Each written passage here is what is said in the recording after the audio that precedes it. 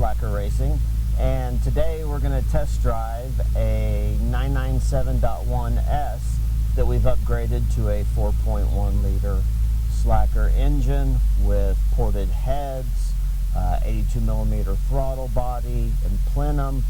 This one also has a new ASCO lightweight flywheel and an OS Geiken clutch. So we're going to be really excited to get this out and run it through a few runs. We need to get some more data logging on the tune to make sure that we're seeing the air to fuel ratios that we expect, and then yeah, just put it through a few paces and see how it does. All right.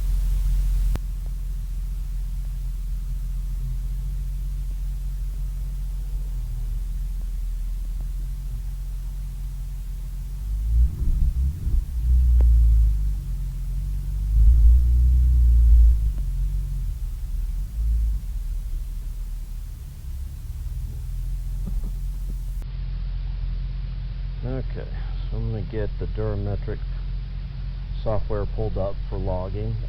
Mainly interested in looking at the ignition timing and the fuel AFR and the how much trim there is under wide open throttle conditions.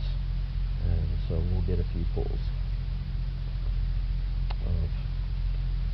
When I say pull, I mean wide open throttle onto on-ramps. Alright, so I'm pulling up on here. I've got a saved log file that's going to get me my target versus actual lambdas as well as my fuel trims. Now then, one little trick on the Durametric is whenever you recall a file that's too big for it to process right off the bat, if I'll change the start-stop to start, give it a second, and then hit clear, then it'll actually come back up and start working. So it's just a weird little trick on this software. And so what we're going to be logging is engine speed, engine load. We want our injection time, which is our injector pulse width, vehicle speed, engine temp, engine oil temp. This one's got the actual sensor value of the oil temp, fuel trim mean value, got our lambda set points and actuals, all of our fuel trims, mass airflow value, our exhaust temp, pedal value, ignition angle, and then nominal versus actual cam angle. Looks like we're missing cam 1 on this, so I'm going to go ahead and pull that one up and add it to it.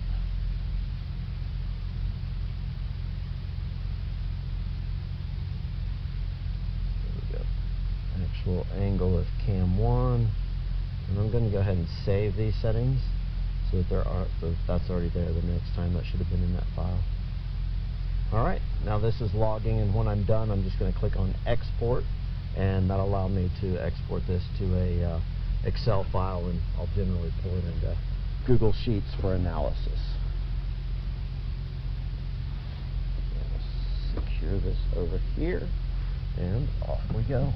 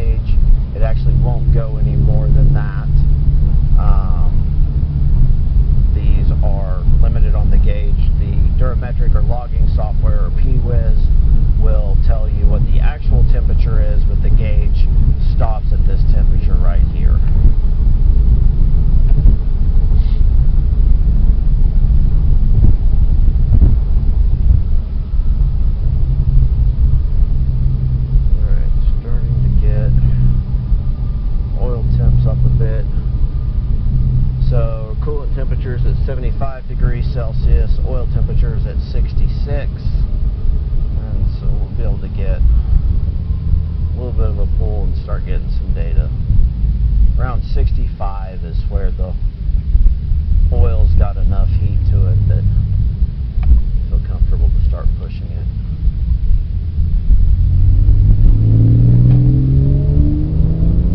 Take it from 2,000 RPMs. You can really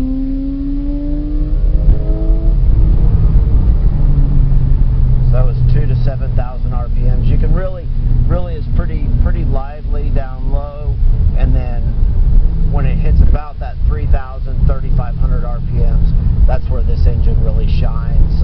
All the way to 7,000, it just pulls hard, is fun. It's a very refined, balanced power, but it's power nonetheless. It's I don't know. They make me smile every time.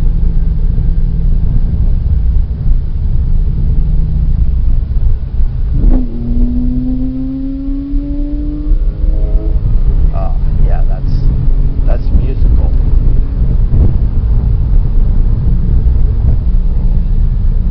Really happy with how this one turned out. Still have a little bit of adjustments to do on the shifter cables.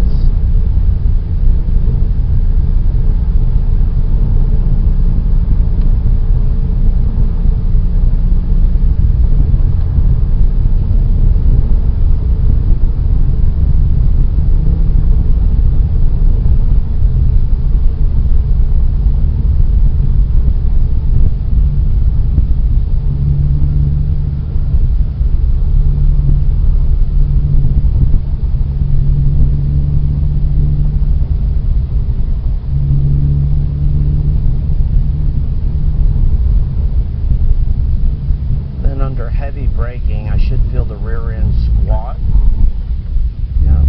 with the rear differential, and it did.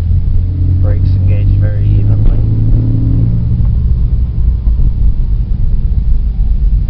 And coming out of the corner under power, a little low on RPM to hit power there.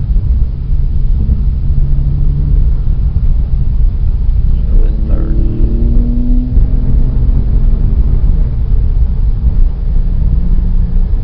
To avoid the even gears, one of the shift cables needs just a little bit more adjustment on the new set of numeric shift cables, and so unless it goes in silky smooth, I don't want to try it.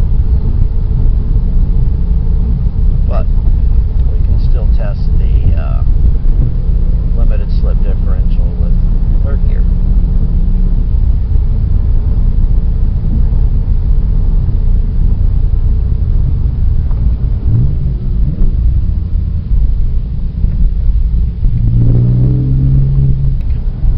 Other vehicle I've driven is with all of the weight on the rear side or on the back half of the axle, it really makes it a little bit tail happy. So the best way I've heard it described is bad engineering perfected, because the upside of having all the weight behind your axle is when you're coming out of a corner and you've got the brake on and you're trail braking through that corner, and as the end starts to come around on you and you release, that shifts all the weight to the back end where the rear tires are, and when you go to power, you've got all the weight back there to help them stick and launch you out of that hole shot at a limited slip differential like the OS Geiken 24 clutch plate diff.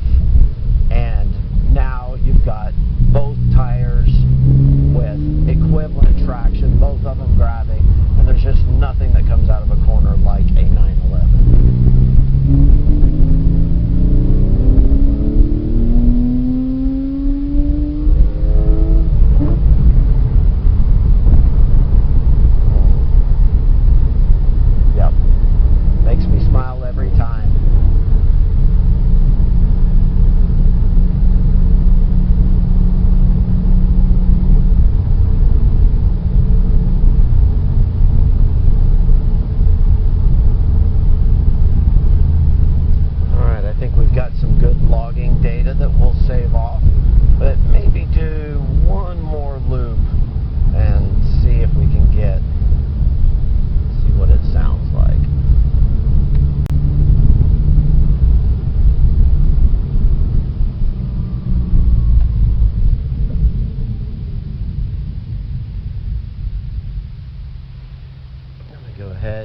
save this off by hitting export, and I'm just going to save this to the desktop.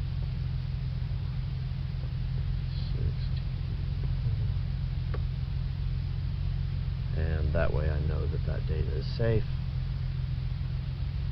We'll do just a little bit more, but that's the data that I needed. Those long pulls from second where we're little, or from 2,000 RPM where we're a little bit out of our, below our torque range, all the way up to 7,000 will really let me see how the fuel table's reacting under load and how quickly.